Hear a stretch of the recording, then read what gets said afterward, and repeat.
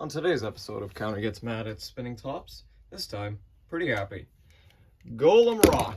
I do have to say, first, out of the gate though, this video is sponsored, but I will not allow that to affect my perception of the product. However, putting that aside, I really like Golem. So the main things that are new about Golem are obviously the blade and the bit. I'm going to be putting up against a lot of attack types since this is the counter-attacking defense type Beyblade. So let's get into this, but we're going to start out against some defense types. First off, Knight Shield. The main things about the blade, it's really just good to have good counter-attack capabilities, which it sure as hell does.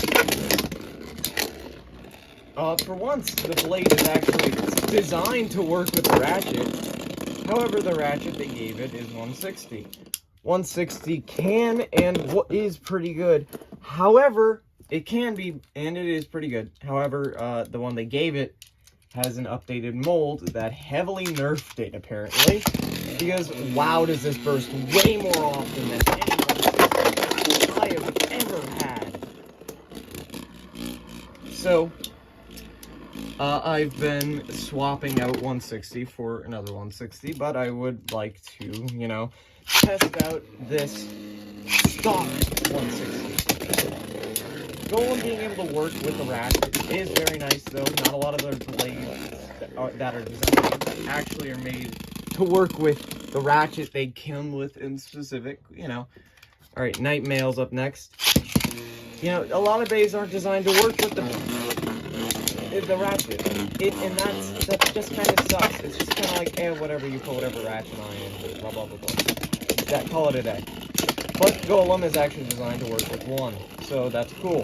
And by technicality, it is also designed to work with two, meaning the two contact points on two will line up with the two main counterattack fist points on Golem, which, yes, that is what the main blade is supposed to design-wise, it's supposed to say. These are two arms going like that, like locking, just going to punch the opponent backwards. I like it. An aggressive blade on a defense type. Always love that. The bay is short as hell, which definitely makes it a little more prone to bursting against the gear rail. And with this nerfed 160, that doesn't help. But, you may be wondering, well, counter, why is it so motherfucking short? That is because it has the underneedle bit. The underneedle bit is mainly made to be lower than low. Under is 2 millimeters shorter than a normal bit, while low is 1 millimeter shorter. Elevate is 1.5 millimeters shorter, but that is not intentional. That is mostly just because, Elevate was needed to work properly. I do have to say, Underneedle does perform pretty well. Alright, we're switching off over to Silver Wolf. I really like Underneedle. It is just a fun bit to use so far, and I have been able to get it to work on some decent defensive combos. It makes a 60 height into a 40, and an 80 into a 60. So yes, you would be able to have Silver Wolf on an 80 height, just be low as hell. This would also technically be able to possibly give 385 a use case, in case you wanted a 65 height needle bay for some reason. But I do have to say that I've been finding some good balance use case with the Golem blade. With the ratchet again. The main thing about this bay and stock is the ratchet. That is like the only main issue I have with it in stock performance. And the weight. The weight is pretty low relatively. It's actually about the same weight as Knight Lance. It's only about 34 grams, which shocked me, but it made more sense when I opened it up. And, well, you'll see that in the next video. I do have to say though, pretty decent performance overall, just out of the box. I love it. It is probably one of my favorite UX releases, if not my favorite at the moment. which is kind of tough to say because it's going up against bays like Drawn Buster, Impact Array, and of course my boy Silverwolf.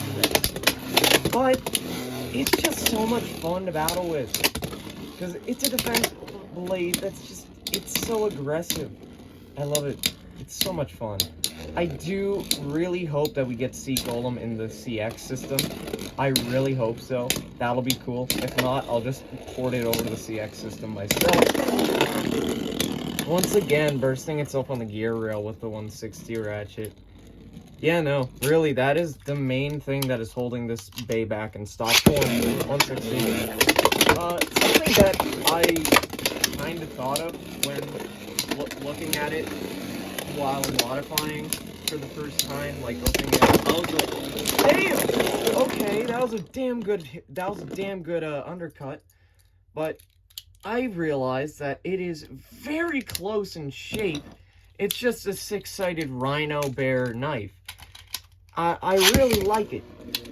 And I'm realizing that's why I like it, because it's so close to bear. One of my favorite toys.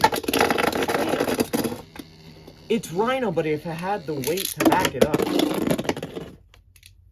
Alright, now we're on to the balance types. Let's do Leon Claw. This will be the only balance type I face it off against. I just, man, the 16 really does hold it back. I cannot recommend it enough, though, because Wonder Needle is incredible.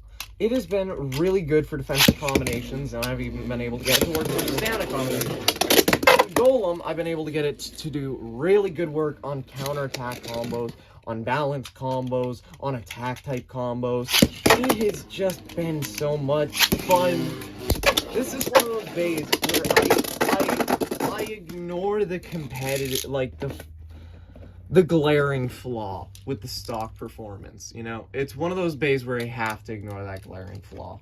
Now we're going to go on to Shark Edge. I have to ignore that glaring flaw because it is so much fun.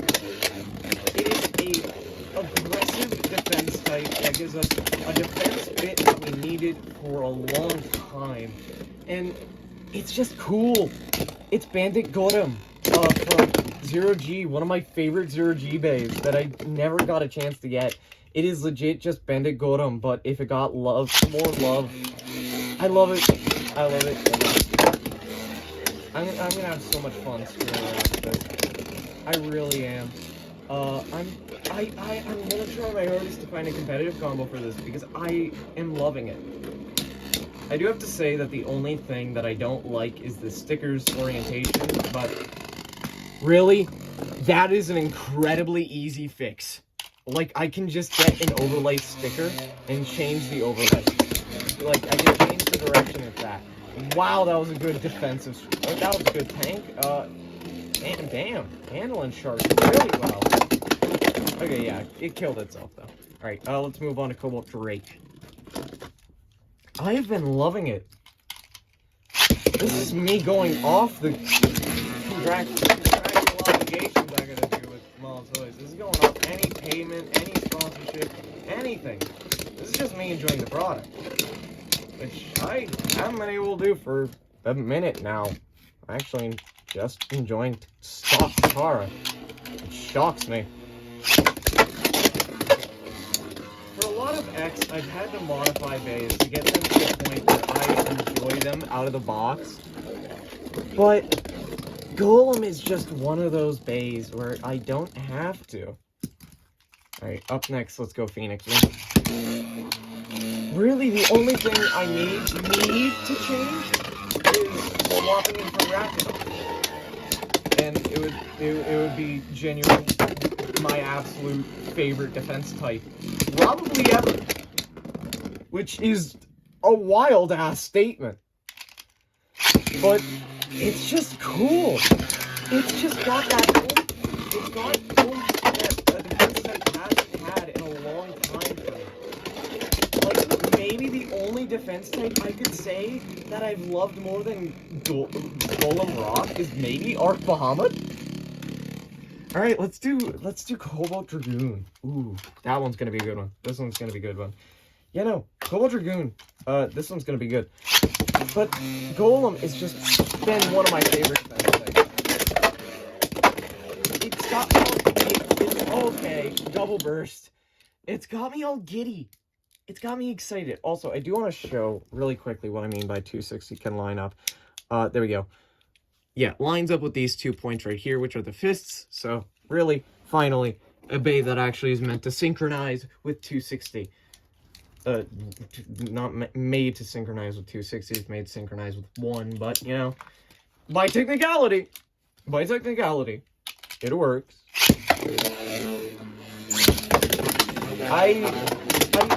I understand why they gave it 160 instead of 170, but I really would have loved 170. Just complete the ratchets. Yeah, wow, now, hold on, I'm thinking about this. Dragoon on Underneedle, that could be fun. I'm gonna test that later. I'm gonna have to test that later. I'm interested in that one. Yeah, wow. Alright, Samurai Saber is up next. I would say that it 170 or even 270 could have worked out fine for Golem. Like, yeah, would it have been shittier for performance? Yeah, but it would have made more thematical sense.